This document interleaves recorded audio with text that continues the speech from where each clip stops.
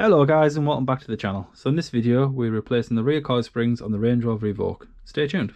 So I have just replaced the brake pads on my Range Rover.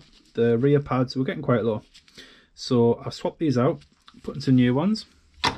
There's a video for that. I will link up above. However, during installing these I did inspect the coil springs and surely enough one has snapped right at the very top.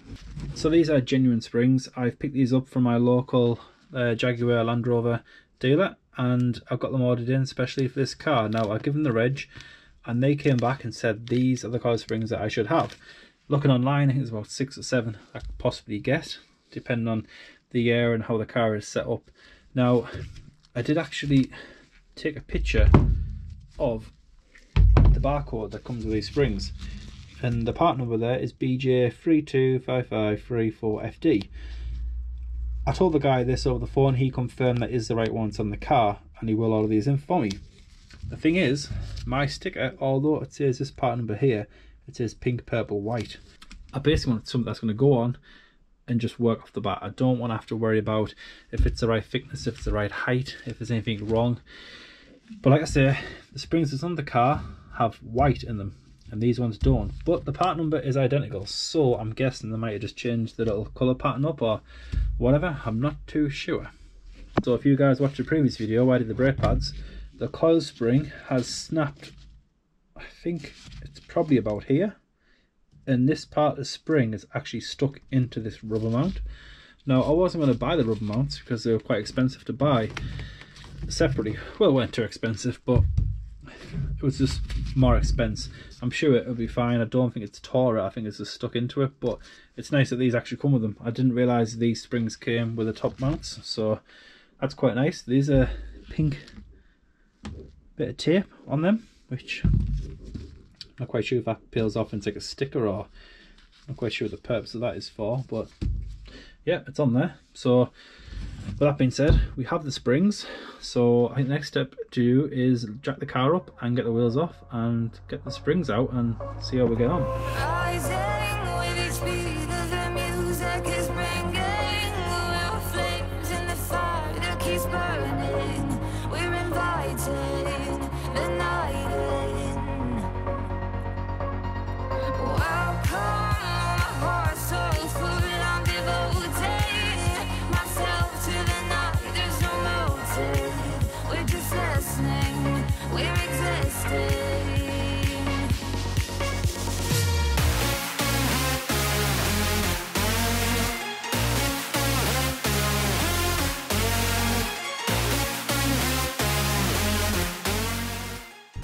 So how do we get behind here?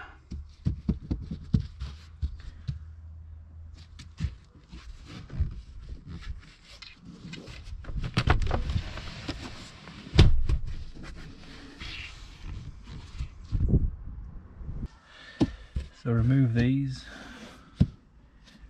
remove this trim and the seal, and then I guess we just pull. Remove that screw, and basically these tabs just pulls off. Disconnect that light.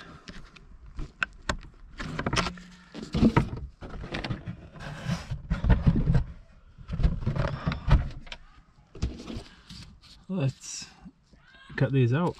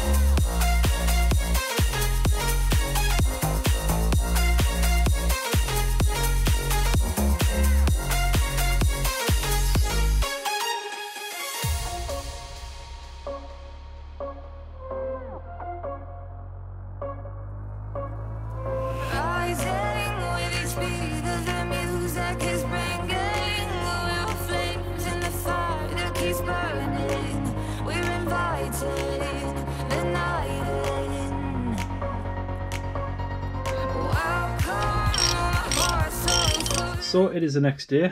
I managed to get these off, and as you can see, this rust down here, this put up a fight. The knuckle actually slides up flush against this piece here, and this goes at the rear of the knuckle. Now this bit here was coming up perfectly fine. Getting to here, it was a bit tricky. It was a bit stubborn, but we got it off. But down here, this tiny bit here, this bottom inch, this was a nightmare. Not too sure why this is rusted, because the knuckle does wrap around the whole entire, or does it? Ah, right, I wonder. I'm pretty sure the whole knuckle, I'm pretty sure this is covered by the knuckle. If that sticks out the bottom of the knuckle, that would explain why there's some rust around there, but that was a right headache. This took a long time to get off. Also, there were some brackets here. One of the heads broke off, so I have to drill it out and put a replacement bolt in, but that's not a problem. So the shock itself, it's not in the best condition. I mean, it's just surface rust, but it doesn't look too pretty, does it? I mean, it's not that of an old car, to be fair. So the spring, this is the good spring. Yeah, that's definitely past it. That is all blistering here. It's totally gone here. And the base is also nice and crispy, which, if it's going to snap, it'll be here. In fact, it'll probably be there. It'll crack. And the same with the top. Probably here, I would have thought. If it was going to snap on me. In fact,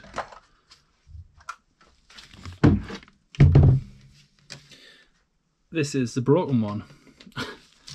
And as you can see, that should be in there.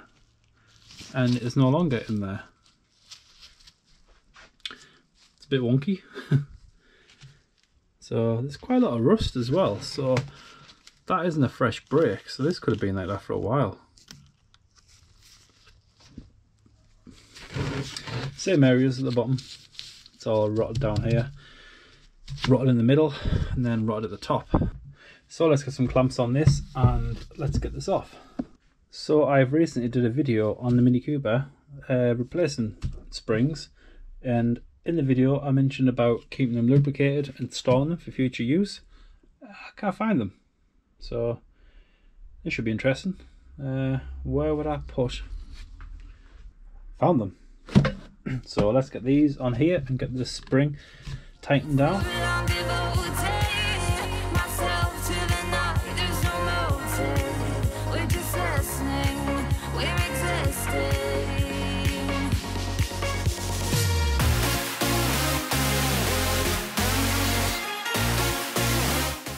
Windy gun in reverse seems to normally do the job.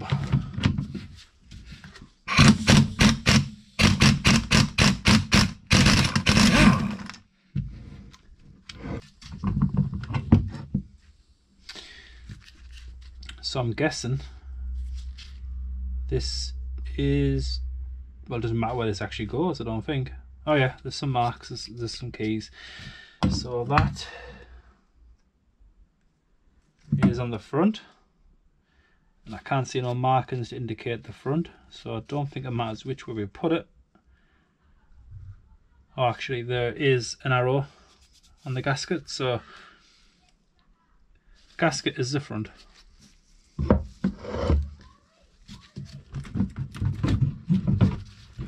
Let's get this off.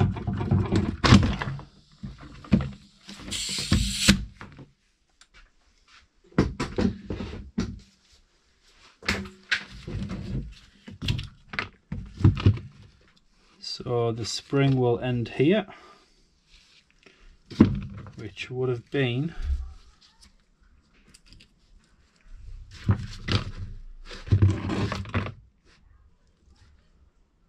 like that. That's where the tape ends. Yeah, so the spring ends pretty much at the front. So I'll remember that. This actually goes on the shock at the bottom, and this would clip over the top, so that needs to go back on, and the rest of it seems to be okay. Now my springs do come with this part, but they don't come with the top bit, so this must come off somehow. We'll sort that in a bit. And we have the spring.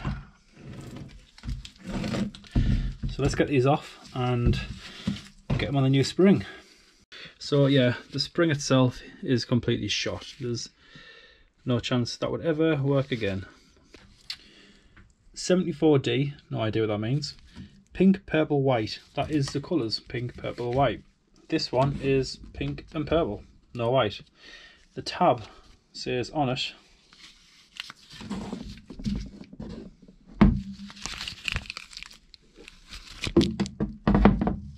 pink and purple. So the new ones are pink and purple, the old ones are pink, purple and white. Does that make a difference? I'm not too sure. The other issue is FD high, and this one is FD low. So two issues. However, the part number is there, and that is BJ325534FD. The part number on this one is BJ325534FD, so the part numbers are correct. When I rang Land Rover and told them what car I have, the reg, they came back and said I need the LR034085. Looking online, that seems to be the number as well, so I'm guessing maybe they've changed that FD high for some reason. So if you guys can maybe put down below in the comments the reasoning behind these colours. I'm guessing it's got something to do with the drop or the strength of the spring, or how it's going to be used. Maybe white is for commercial, for example, and without white it's more for, you know, normal use. I'm not too sure. Also, if any of you guys know what the FD means, FD high, FD low, and the 54D opposed to the 74D. The shock's fine, I've tested it up and down, it's perfectly fine. It's not leaking at the seals. As I was saying before, this cap here needs to go back on and push down over there, because when this is on, this wraps around that so nothing can go up underneath. There's a bit of rust, but it's a surface, so I'll get the brush, get some cleaning products on this and just give it a nice clean up.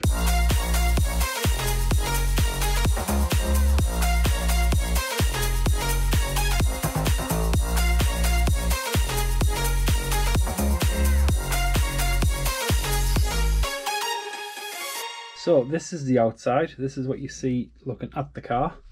The spring is lined up to the bottom here. So, and this is actually cable tied on, which needs to come off, but for the time being I'll leave it on because that actually ends at the end of the spring. So that's how it will sit on the car. So the arrow there normally dictates that points out. So that should go with this bottom bolt facing out. So the cup at the top would have to line up like that. So there's basically three positions this can sit. The arrow can fit here, at the back where there's quite a high stop, and then at this side which is also quite high. Now on this one, the out of the car is the lowest point and the rear is the two high ones. So I think that is correct.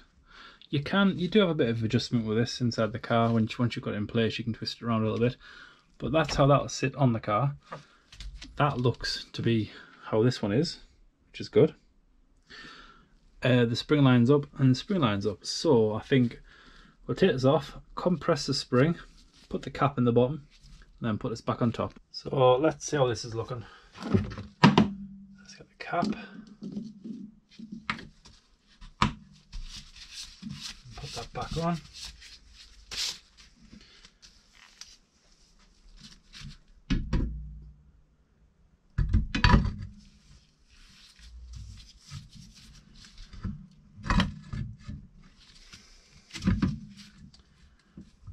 And we've got a problem with the springs all the time.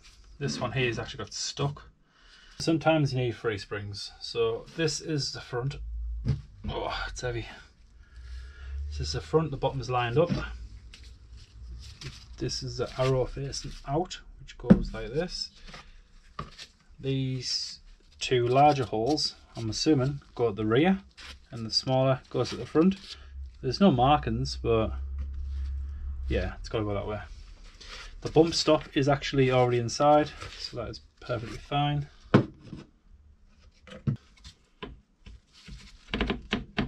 Like that, I think. Tell you what I will do. Let's get these zip ties off.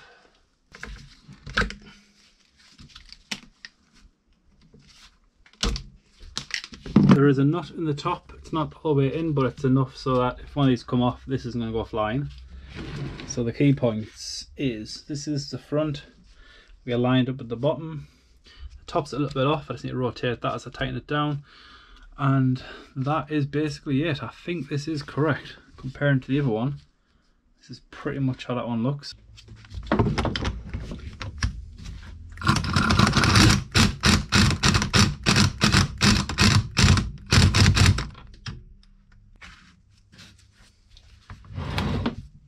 Yes, I know, that's easily going to come off. That is going to be a nightmare.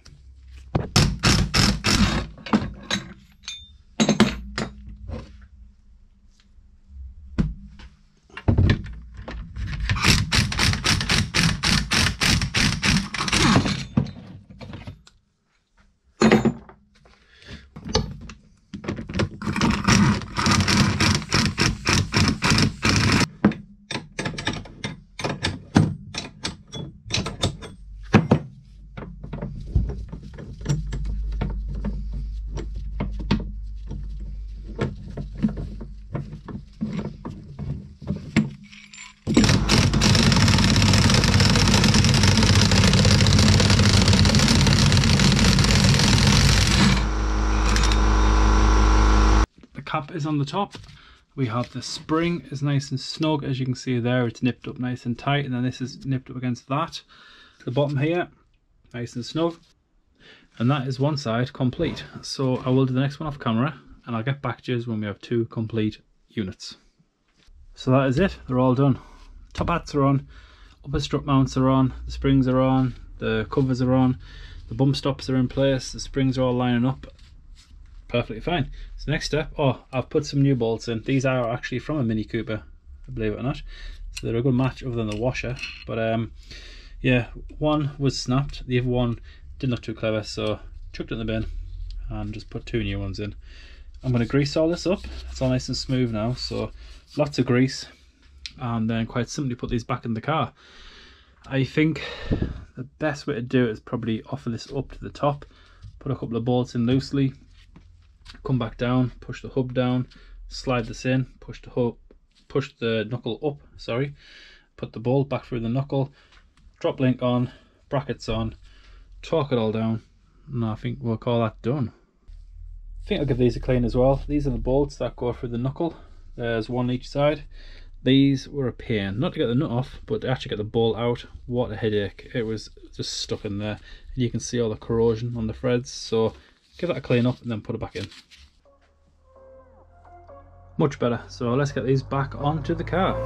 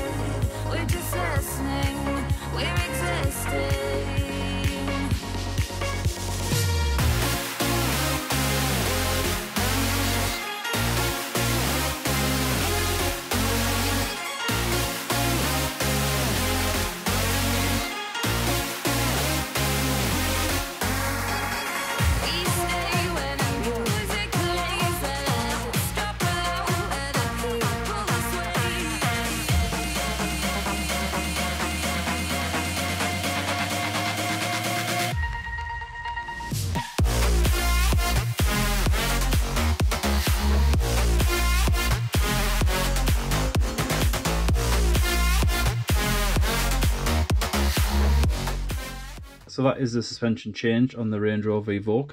As you can see, the springs are in pretty bad condition, as I've shown you guys before. This is the top. They're literally falling to bits as I move them around. Yeah, this one is actually intact, but as you can see, it's pretty much ready to snap any minute. So the paint is just peeling away. So this one here snapped right at the edge of the plastic. On this one, that is here. So I'm guessing this probably holds moisture, and it's obviously there to protect the springs from rubbing together, because as you can see, there's contact marks here and on the inside of this spring, and this does compress all the way down once the car is on the ground. So it is for protection, but I wouldn't be surprised if also it is designed to hold the water to rot this section here, because if this is to snap, it'll just, as it did for myself, it'll pin up against this spring. So it's not too dangerous, but if there was no weak spot in the spring, this could snap anywhere. It could snap here, which is not good. You do not want to snap in the middle, because this will spin out and possibly go into your tyre. So yeah, I'm guessing there's a reason why they snap at the top here. Look at the state of that.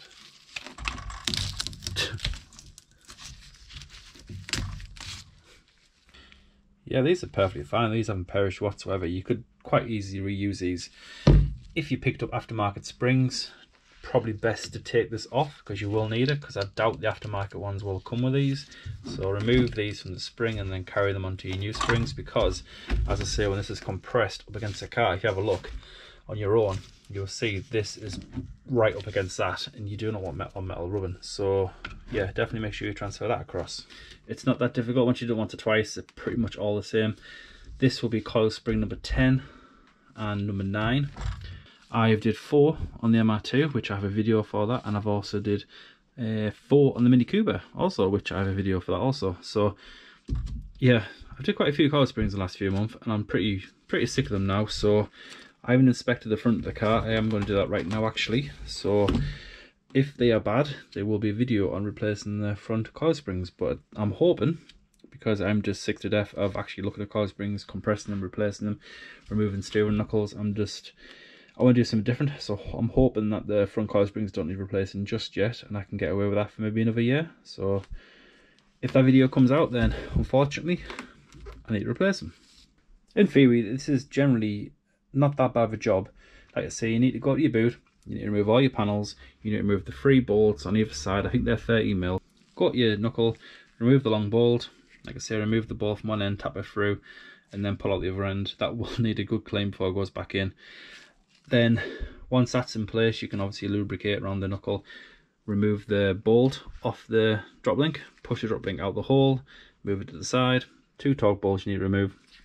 So unscrew them, and then the clips just hook off, move them to the side. If you look around the back of the shock itself, there's like a metal plate sticking out with a hole in. The wire that attaches them two together is actually pinned in the back. Just make sure you pull that out. I think it's a fair tree clip. Pull it out, move it down, because when you're pulling the knuckle down, it'll actually pull that wire.